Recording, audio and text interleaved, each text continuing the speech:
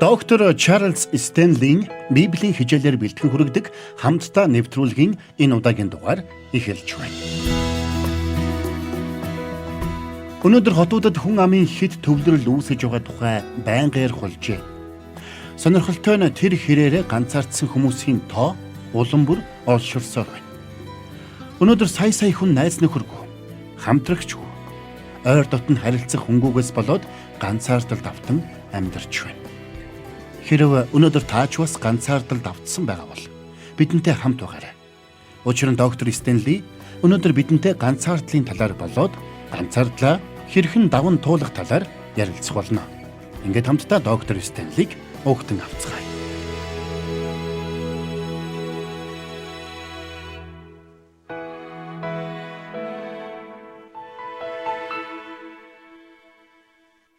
Өнөөдөр хүмүүс улам бүр үл таних хүмүүсээс болгоомжилдог болсоор байна. Үүнээсээ болоод бид төм түжгэнсэн хотод амьдарч байгаач урд хожид байгаагүйгээр ганцаардах болсон баг юм. Америкийн нийт хүн амын 20% нь жил бүр хаа нэгэн тийшээ нүүж байдаг гэсэн судалгаа байдаг. Энэ нэргээд хүмүүсийг бид хааштай нүүхээс хойш энэ газарт нэг их тасаад яах юм бэ гэсэн хандлагатай болгож байгаа юм. Бид бие биедээ хурч очихын оронд өөрийн замаар явж өөрсдийн хан хэрэм хашаага барихыг илүүд үзэх болсон. Гэтэл үнэн хэрэгтээ бид гэрийнхээ эргэн тойронд хан хашаа босгоо зогсохгүй. Зүрх сэтгэлийнхээ эргэн тойронд ч мөн ханан хэрэм хашаа саадыг бий болгосоор байна.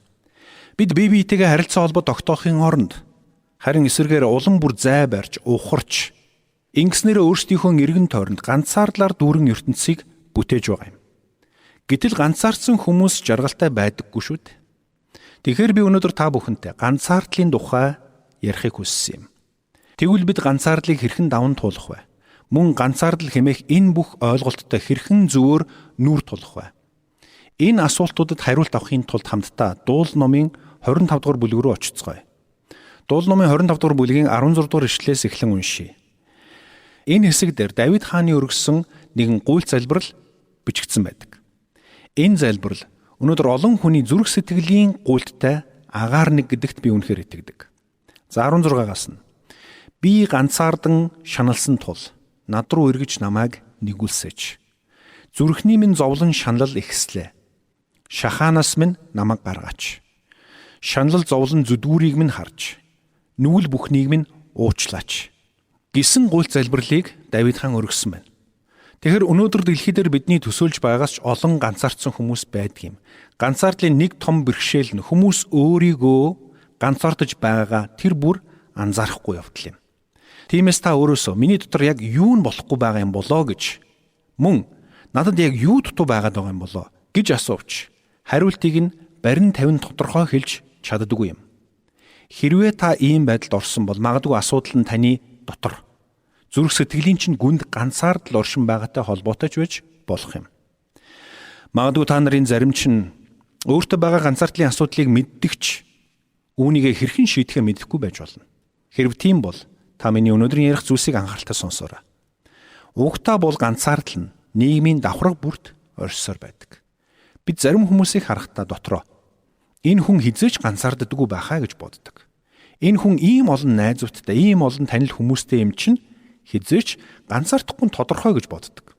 Гэтэл тийм хүн цаагаараа хамгийн их ганцаардсан хүн байж болно гэдгийг ч бид огт тооцоолдоггүй. Жишээ нь томоохон корпорацийн өдрөдөх албан тушаалтан байлаа гэж бодъё. Түүний дор олон хүн хэдэн 100, бүр хэдэн мянган хүн ажилладаг байлаа гэж бодъё. Энэ тохиолдолд юу болдог вэ? Тэр хүн хамт ажилладаг хүмүүсээсээ тодорхой хэмжээний зай барих шаардлагатай болдог. Энэ бол бараг л бичигдээгүй дүрм. Өөрөөр хэлбэл тэр захирал ажилтнуудынхаа дунд өөрийнхөөрөө байж, жинхэнэ зан чанараараа чөлөөтэй байж чаддаггүй. Ингээд нэг л мэдхэд тэр өөрийгөө бусдаас тусгаарлчихсан явж байдаг. Үргэлж бусдыгаа манлайлж, оройдон зогсож, заавар чиглэл өгч, шийдвэр гарах үүрэг хүлээдэг хэдий ч хинч энэ хариуцлагыг өмнөөс нь өрөхгүй. Улмаар энэ нь тэр хүний хувьд ганцаардлын нэгэн шалтгаан болж хувирдаг юм. Гэтэл нөгөө талаар гэртээ хүүхдээ хардаг эхийг авч үзье. Өдөржин гэртээ байж гэрийн ажил хийнэ. Нэг л ажлаа өдөр бүр давтан хийнэ. Тэгсэн хэдий ч хүн бүр тэр хүнийг ажилгүй гэж хардаг. Үүнээсээ болоод тэр маш их ганцаарддаг. Цаашлбал тэтгэврт гарсан хөвшнийг аваад үзье. Амьдралынхаа нэрч хүчтэй үе ард хоцорсон. Үр хүүхдүүд ач зайнаар нь өсөж том болоод яваад өгсөн. Бүгд тус тусынхаа амьдралыг хөөж оддог. Тэгэд хаяахан утсаар ярьж, бүр ховорхон ирж уулздаг болно. Үүнээсээ болоод насны эцэст ганцаардал дунд амьдралаа өнгөрүүлж буй хөгшчүүл маш олон бий. Цааш нь аваад үзвэл ганц бие залууг бодож болох юм. 30 гарч 40 шахсан ганц бие явсаар байгаа залуу битүүхэндээ гэр бүлтэй болохыг хүсэж ганцаардаж байдаг.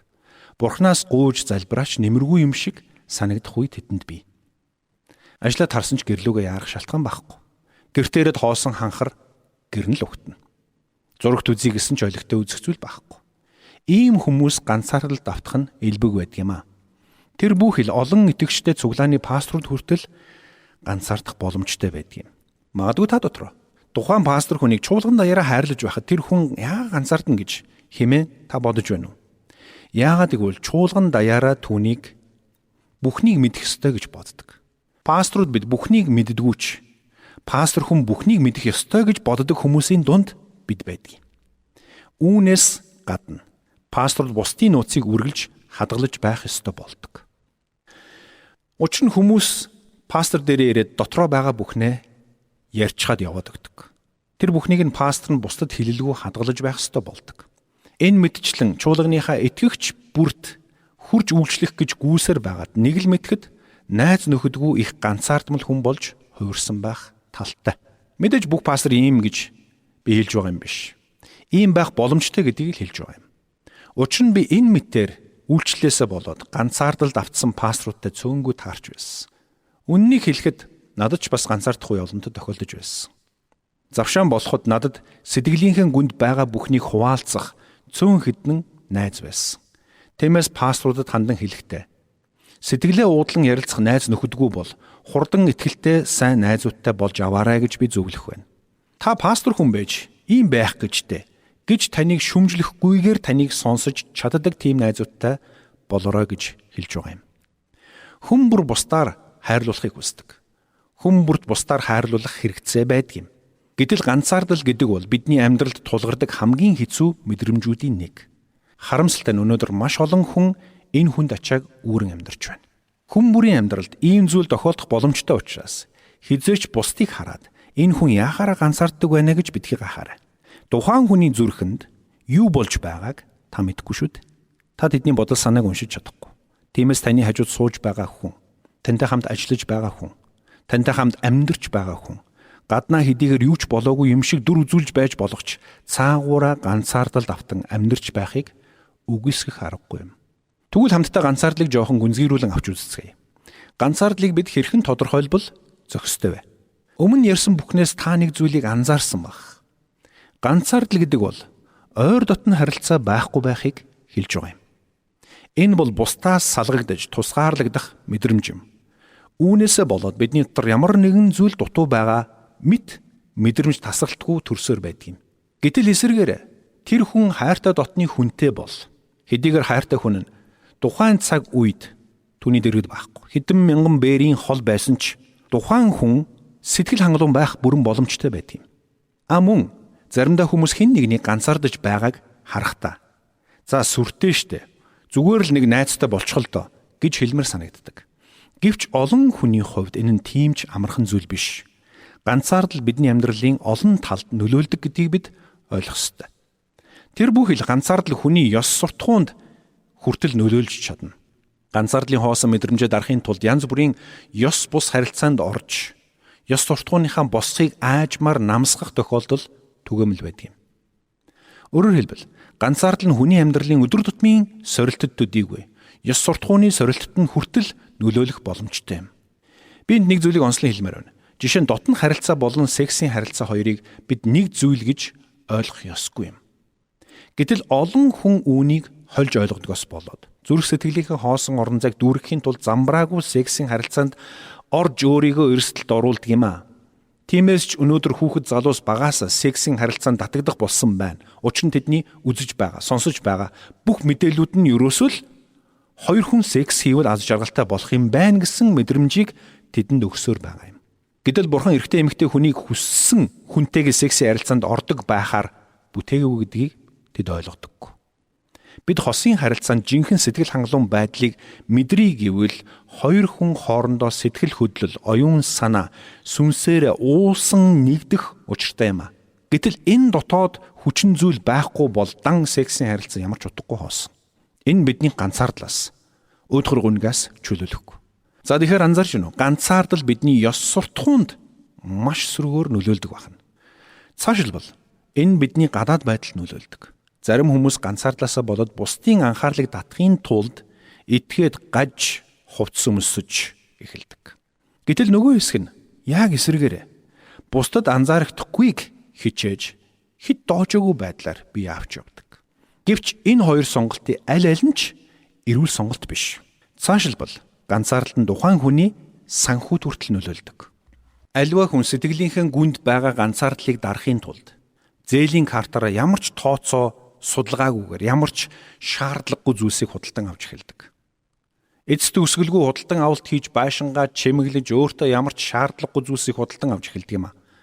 Үүгээрээ тэр зүрхэндээ байгаа хоосон орон зайг дүүргэх гэж оролдовч энэ эцсийн дүндээ ямар ч нэмэр болдоггүй. Үргэлжлүүлээд үзэх юм бол ганцаардал нь бусдтай харилцах харилцаанд сөргөөр нөлөөлдөг. Хэтэрхий их ганцаарцнаасаа болоод хүмүүс өөрийгөө тойруулан үл үзэгдэх ханыг бий болгож эхэлдэг юм. Тэр бусадтай нөхөрлөж дотносхийг дотроо хүсвч яагаад ч бүтэхгүй юм шиг мэдрэмжд автаж эхэлдэг. Тиймээс энэ нэргээд тэр хүний бусдтай харилцаанд шууд утгаараа сөргөөр нөлөөлж эхэлдэг. Цаашилбал ганцаардал нь тухайн хүний өөрийгөө харах хараанд сөргөөр нөлөөлж эхэлдэг юм. Аливаа хүн ганцаардлыг маш хүчтэйгээр мэдрэх үед энэ мэдрэмжийг дагаад өөрийгөө үнцэнгүй, бусдад хэрэггүй, бусдад гологдсон нэгэн болсон мэтэр мэдэрч эхэлдэг. Улмаар бид өөрийгөө Бурхны хүслийн дагуу харж чадхаа болдог гэсэн үг. Дахиад лавшруулад бодох юм бол ганцаардал нь сэтгэл гутралын үндсэн шалтгаан болж хувирсан байдаг. Аливаа хүн ганцаардлыг маш хүчтэйгээр мэдрэх үед нэгэн зэрэг сэтгэл гутралыг хүчтэйгээр мэдэрдэг юм. Тэр утгаараа ганцаардал нь хүмүүст амиа хорлох тухай бодол төрүүлдэг гол шалтгаануудын нэг болдгийг. Амьд яваад өрн яах юм бэ? Ойр дотн харилцаа байхгүй. Найз нөхөд байхгүй. Ойр ганцаараа ингэж амьдраад яах юм бэ гэсэн бодол толгойд нь хэтэрхий их эргэлдэх үед тухайн хүний дотор амиа эгүүтгэх бодол айжмаар эргэлдэж эхэлдэг. Юу ч сэтгэлийг нь дүүргэж чадахгүй. Юунаас ч сэтгэл ханамж авч чадахгүй. Юу ч оролдож үтсэн сэтгэл нэг л хоосон оргисоор байдаг.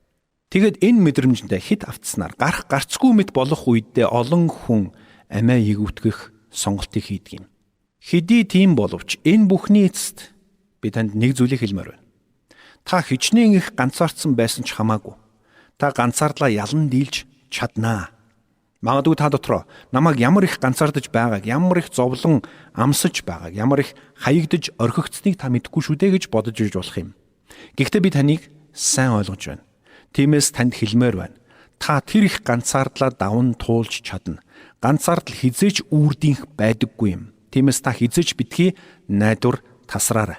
Тэгвэл хамтдаа үргэлжлүүлээд ганцаардал яг хаанаас ихтэй болохыг авч үзцгээе. Учир нь бид ганцаардал хаанаас ихтэй болохыг ойлгол ганцаардлыг хэрхэн даван туулах вэ гэдгийг мөн ойлгоход илүү дөхөмтэй байх болно. Гэхдээ үүнээс түрүүлээд өөр нэг зүйлийг би тодорхой болгож хэлж өгмөр байна. Тэр бол ганцаардал болон ганцаараа байх хоёрын ялгаа юм.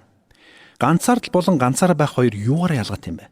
Ганцаардал гэдэг бол хүмүүстэй эсвэл ганцаараа байхаас үл шалтгаалаад тухайн хүний дотор төрж буй бусдаас тусгаарлагдсан ганцаардсан орхигдсон мэдрэмж юм.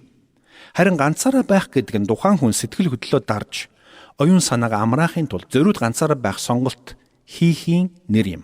Өөрөөр хэлбэл ганцаараа байх цаг буюу чимээгүй цаг нь өөрөө өөрийгөө нөхөн сэргээх цаг юм.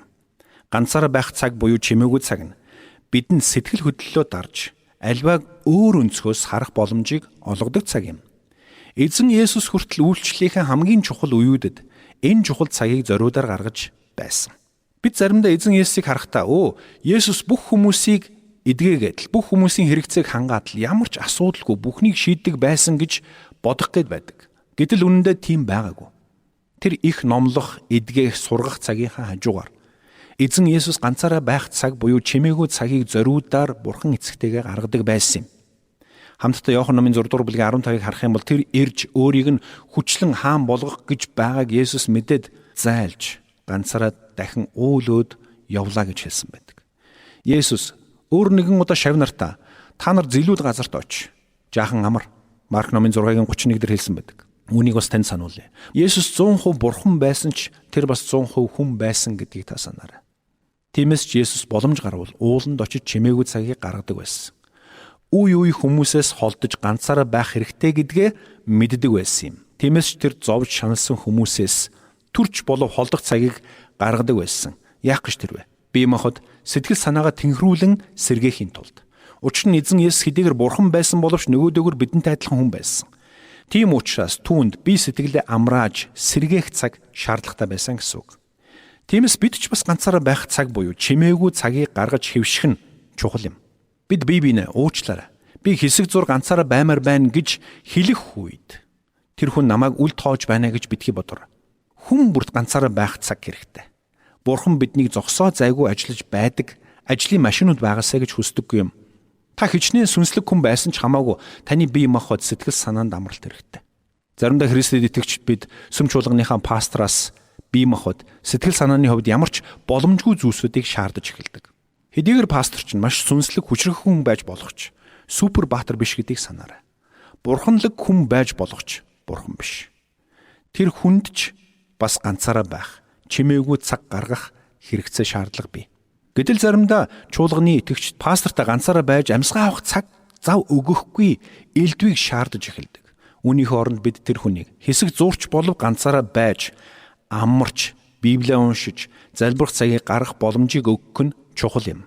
Тиймээс та пастраасаа хэтэрхий их зүйл шаардахаас өмнө 7 хоног бүр Бурхны үгийг судлаж, бидэнд зааж байгаа энэ хүнийг би хэрхэн дэмжвэл зохистой вэ? Энэ хүнийг Бурхантайгаа ойр байж бусдад илүү үр нөлөөтэй үйлчлэхэд нь хэрхэн туслах вэ гэж өөрөөсөө асуугаарай. Бусдын хэтэрхий их шаардлага, хэтэрхий өндөр хүлээлтээс болоод ганцаараа байж амарч сэргэх цаг гаргаж чадахгүй явсаар түйлдэн ядарч унаж бүдэрсэн олон пастрыг би мэднэ. Тэдний зарим нь үгүй гэж хэлж сураагүйгээсээ болоод, зарим нь бүх хүнд хүлээн зөвшөөрөх гэж оролцсноосоо болоод өөрийгөө туйлдуулж ядрадаг юм. Хэрвээ таны эргэн тойронд ийм байдалд орсон хүн байгаа бол тэр хүний төлөө залбираарай. Тэр хүнийг эргээд сэргэж, урам зоригтойгоор болоход нь туслаарай. Биднийг бие махбод сэтгэл санаагаа сэргээхэд ганцаараа байх цаг буюу чимээгүй цаг амин чухал юм шүү. Тиймээс ч эзэн Есүс хүртэл энэ цагийг гаргадаг байсан. Бидний хэн ч цаг ямагт өндөр ачаалттай яваад байж чадахгүй. Бид ингэж явахаар бүтээгдээгүй. Тиймээс ч өнөөдрийн энэ завгүй нийгэмд олон хүн мэдрэлийн ядаргаанд орж стресс давтаж байна. Үйлчлэл болон ажлын талбар дээр burnout буюу шатах гэдэг нэгэн ноцтой үзэгдэл улам бүр газар авах болсон байна. Аливаа хүн бусдад хэтэрхий ихийг өгөх гэж хичээж, бусдын хэд өндөр хүлээлтэд хүрэх гэж цаг ямагт хичээсээр эцэстээ burnout болоод дуустдаг юм. Олон жилийн өмнө намайг анх биеийн сургуульд сурч эхлэж байх тэр үед Есүсийн төлөө шатцгаая гэсэн үрэ түгээмэл байсан. Бид бүгд Есүст бүхнээ зориулах гал халуун ирмэлзэлтэй автаж өдөр шөнөгүй Есүсийн төлөө бүхнээ зориулцгаая. Есүсийн төлөө энэ дэлхийг бүгд нь дагалдагч болгоцгоё гэж бие биенээ уриалгад л үүнээсээ болж өөрийгөө маш их ядрааснаа би санаж байна. Гэвч Библийг уншиж байгаад би нэг зүйлийг ойлгосон юм. Би супер баатар биш юм байна гэдгийг. Бурхны хаанчлал надтай надгүй урагшилсаар байдгийм байна. Урагшилж болохын юм байна гэдгийг би байхгүй болсон ч Бурхны үг тунхаглагдсаар, чуулганууд таригдсаар, Бурхны ажлууд хийгдсээр байх юм байна гэдгийг Бурхан надад ухааруулсан юм. Заримдаа бид диавол биднийг хуурч бид байхгүй бол юу ч бүтэхгүй юм шиг мэдрэмжийг бидэнд өгдөг. Үүнээсээ болоод бид өөрсдийгөө хэтэрхий их шахаж эцэст нь туйлдж ядраад ганцаардал давтаад дуустдаг юм. Тэгвэл би нэг зүйлийг хэлье. Миний хийж чадах ямар ч зүйлийг надаас илүү хийж чадах хэн нэгэн байж л таараа. Намайг байхгүй болсон хойно тэр зүйлийг хийх хэн нэгнийг Бурхан босгож л таараа. Бурхан биднийг энэ дэлхий дээр мөнхөд байлгах гэж бүтээгээв. Бид мөнхийн улсад Бурхантай үрд байна. Тиймээс бид энэ дэлхий дээр амьдрах хугацаанд өөрийгөө супер баатар биш гэдгийг ойлгож амарч сэргээх цагийг гаргаж байх нь чухал юм. Тийм учраас л итгэгч бидний хувьд Бурхантай хувьчлан уулзах чимээгүй цагийг гаргах нь амин чухал байдаг юм шүү. Учир нь бид гэртээ эсвэл ууланд эсвэл өөр хаа нэгтээ цор ганцаараа байж Бурханд хандан залбирч Бурхны оршихуйд тунгаан бодох үедээ бид гайхалтай сэргэлтийг авч байдаг юм. Бид сэтгэл санааны хувьд сэргэлтийг авч, үүнийгээ дагаад бидний бие махбодч айжмаар сэргэж байдаг юм а. Энэ бол бидний амьдралын амин чухал хэрэгцээ гэдгийг бид ойлгох хэрэгтэй. За эцэст нь хэлэхэд бүгдээрээ хамтдаа ганцаардал болон ганцаараа байх цаг буюу чимээгүй цаг хоёрын ялгааг ялгаж салгаж сурах нь чухал байна. Харин эсвэргээр ганцаараа байх цагийг боломжийнхон хэрээр гаргаж байгаарай.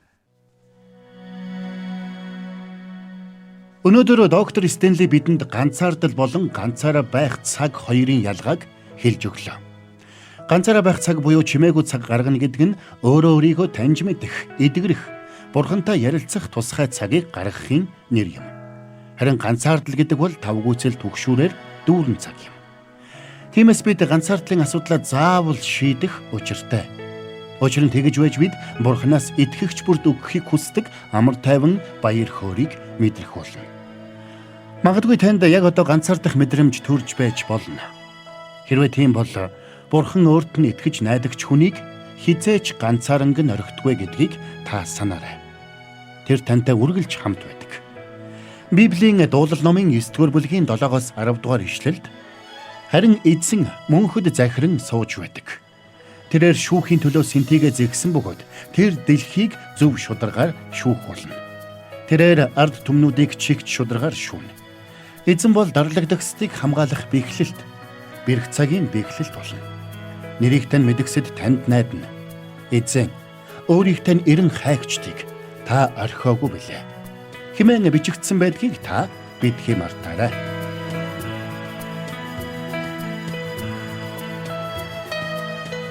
Бурханд тэмүүлсэн сэтгэл хүмүүсийг энэрх зөрхөөр амьдрахад туслах номлогч доктор Чарлз Стенлигийн хамттай нэвтрүүлэг сонсогч танд хүрлээ. Нэвтрүүлгийг дахин сонсохыг хүсвэл Итгэл радио.com-оор зочлоорой. Бидэнтэй холбогдохыг хүсвэл 8085 99 тэгтэг дугаард хандаарай.